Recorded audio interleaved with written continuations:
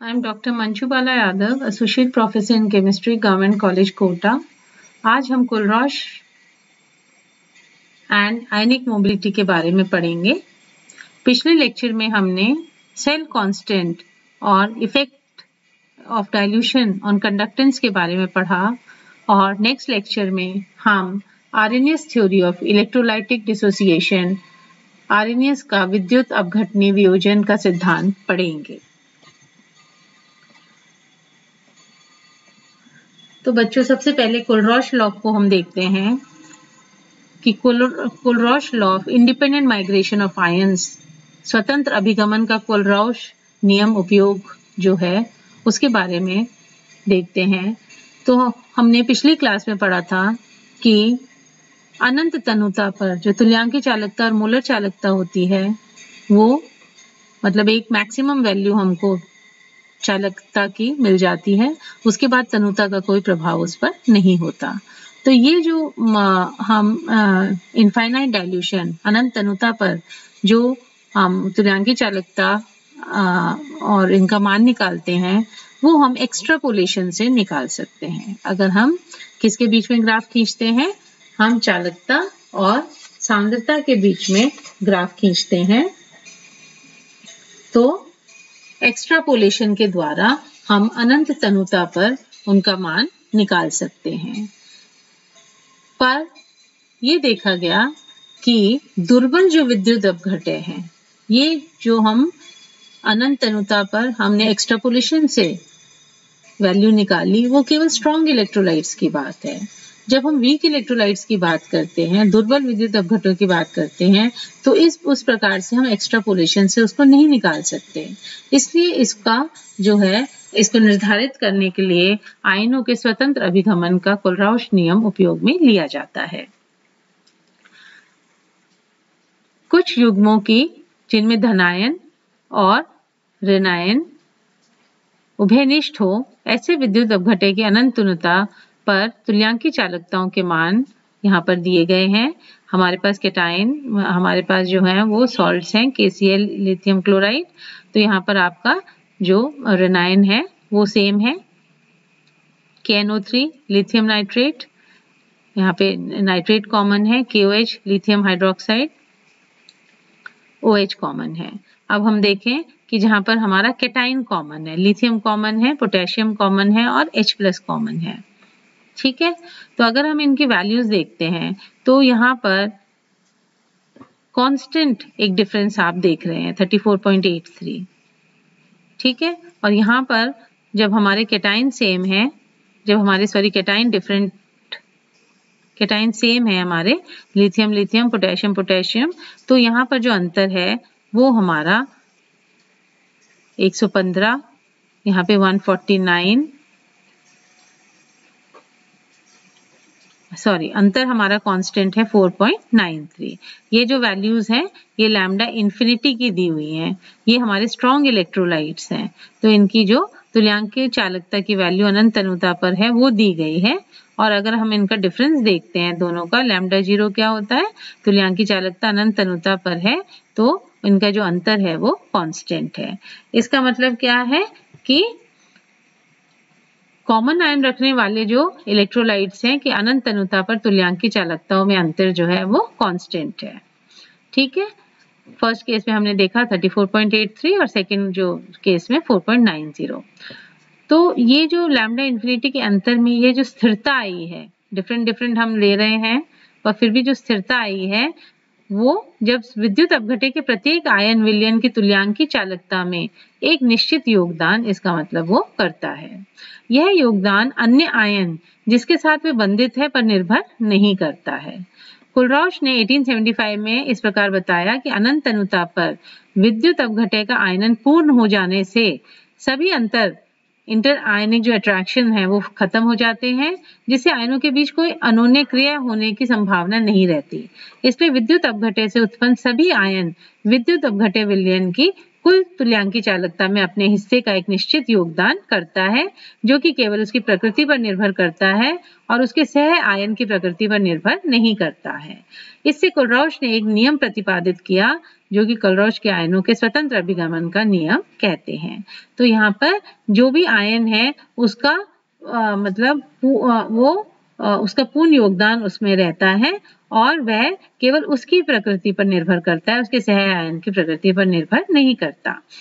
तो इसके अनुसार किसी भी विद्युत अपघटय की अनंत तनुता पर तुल्यांकी चालकता, अगर हम विद्युत अपघटय ले रहे हैं उसकी अनंत तनुता पर तुल्यांकी चालकता देख रहे हैं, तो वो जो उसके जो आयन है उनकी जो आयनिक चालकताएं हैं उनके बराबर होता है। ये हमारा कुलरॉश का नियम कहता है कि कोई भी हम इलेक्ट्रोलाइट ले रहे हैं, विद्युत अपघटय ले रहे हैं, तो उसकी जो चालकता होगी, है ना, वो किसके बराबर होगी? जो उसके अंदर आयन्स हैं, कैटायन और एनायन, धनायन और ऋणायन है, उनकी जो आयनिक चालकताएं हैं उनके बराबर वह होगा।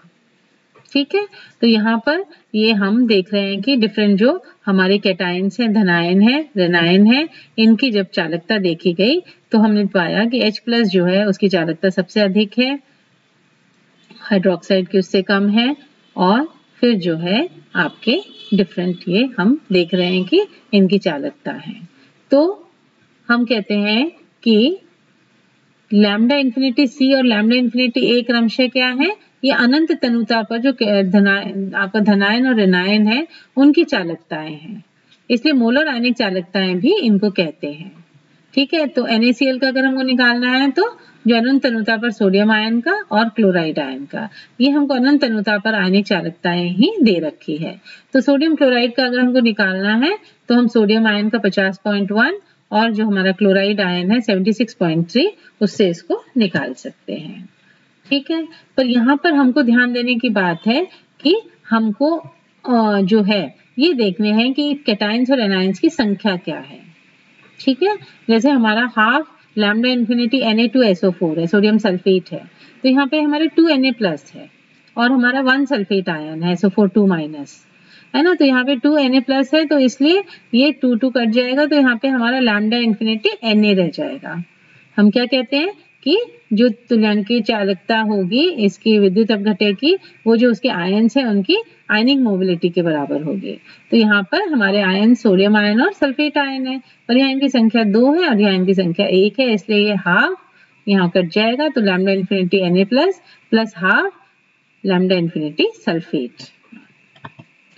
ठीक है, तो हमें ये जो चालकता निकालनी है, जिसको कि हम आणविक चालकता भी बोलते हैं, ये जो हमारे कैटायन और एनायन है, धनायन और ऋणायन है, उनकी जो आयनिक चालकताएं हैं प्लस उनकी जो संख्या है उसके ऊपर निर्भर करेगा।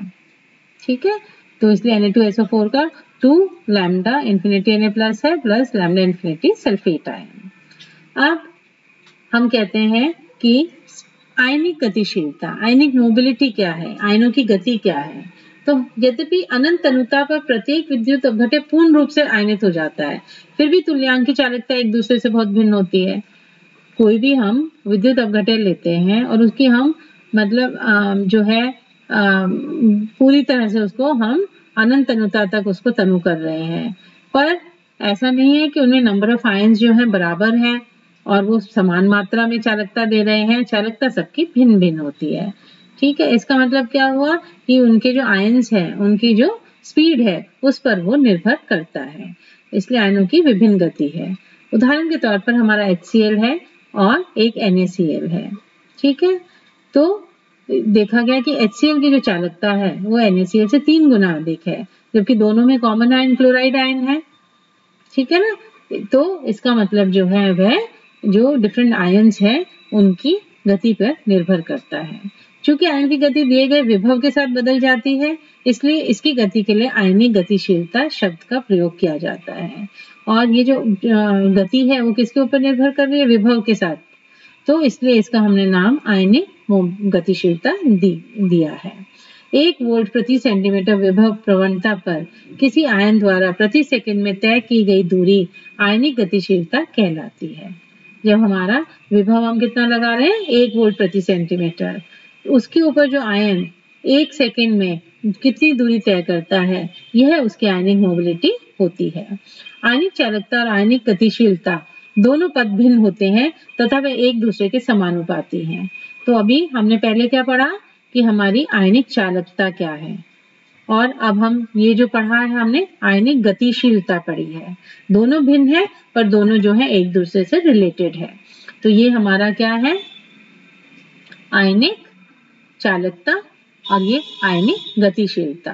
तो ये U के प्रोपोर्शनल है, एनाइन की V के प्रोपोर्शनल है। प्रोपोर्शनलिटी का साइन हटाने के लिए K हम ले आए। U और V क्या है, ये आयनिक मोबिलिटी है, आयनिक गतिशीलता है धनायन व ऋणायन की, और ये जो है हमारे वो तुल्यांकी आयनिक चालकताएं हैं। तो इसके बराबर ये क्या हो जाएगा, K U प्लस V, जहाँ K सभी विद्युत अपघटयों के लिए स्थिरांक है। आयनिक चालकता ओम इनवर्स और आयनिक गतिशीलता एक इकाई विभव प्रवणता के लिए सेंटीमीटर प्रति सेकंड में व्यक्त करते हैं।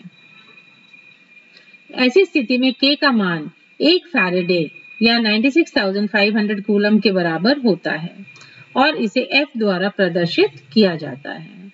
ठीक है, तो हम कह रहे हैं कि जो आयनिक गतिशीलता है वो एक इकाई विभव प्रवणता पोटेंशियल ग्रेडियंट के लिए सेंटीमीटर प्रति सेकंड में व्यक्त करते हैं, और ऐसी स्थिति में जो K का मान है वो 1 फैराडे या 96,500 कूलम के बराबर होता है।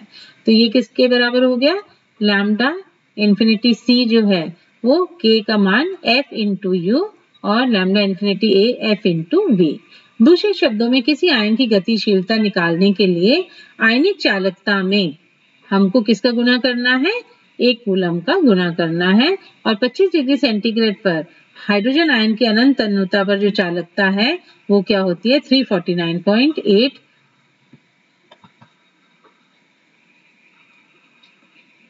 अब हम देखें कि आयनिक गतिशीलता, डिफरेंट जो आयन्स हैं हमारे उनकी आयनिक गतिशीलता दी गई है। तो आयनिक गतिशीलता जो है वो किसके बराबर है, आयनिक तुल्यांकी चालकता अपॉन F। अगर हमको आयनिक गतिशीलता निकालनी है तो जो आयनिक चालकता है अपॉन F से जो है आयनिक तुल्यांकी चालकता अपॉन F से आप निकाल सकते हैं। तो अगर हम देखें किसका उदाहरण हम ले रहे हैं, अगर हम उदाहरण ले रहे हैं H आयन की अनंत तन्यता पर 25 डिग्री सेंटीग्रेड पर जो चालकता है वो 349.8 है, तो आपका 349.8 ओम इनवर्स सेंटीमीटर स्क्वायर तुल्यांक इनवर्स अपॉन 96,500 कूलम तुल्यांक इनवर्स, तो ये हमारी वैल्यू आ जाती है 0.003624 सेंटीमीटर स्क्वायर सेकेंड इनवर्स और वोल्ट इनवर्स। अब हमें पता है कि 1 कूलम कितना होता है, जब 1 एम्पियर करंट 1 सेकेंड तक प्रवाह किया जाता है तो जो विद्युत जो धारा है वह 1 जो है कूलम मानते हैं, और अगर कूलम इंटू ओम है तो ampere into second into ohm. Ampere into ohm हमें पता है V is equal to RI, विभव जो है वो एम्पियर इंटू ओम के बराबर होता है। तो हमारी जो कूलम इनवर्स ओम इनवर्स वो किसके बराबर हो जाएगी, सेकेंड इनवर्स वोल्ट इनवर्स के बराबर हो जाएगी। तो इस प्रकार से हम जो है आयनिक जो हमारी क्या आयनिक चालकताएं, आयनिक चालकता और आयनिक गतिशीलता, इन दोनों के बारे में हमने पढ़ा कि किस प्रकार से आयन्स जो हैं उनकी अपनी एक गति होती है ना, और जो कोई भी हम लवण ले रहे हैं, कोई भी विद्युत अपघट्य ले रहे हैं, तो उनके जो आयन्स हैं उनकी जो गतिशीलता है उनको हम या उनकी जो चालकताएं हैं उनसे हम उसका जो है अनंत तन्यता पर तुल्यांकी चालकता निकाल सकते हैं। Thank you. अगले लेक्चर में हम Arrhenius theory of electrolytic conduction पढ़ेंगे।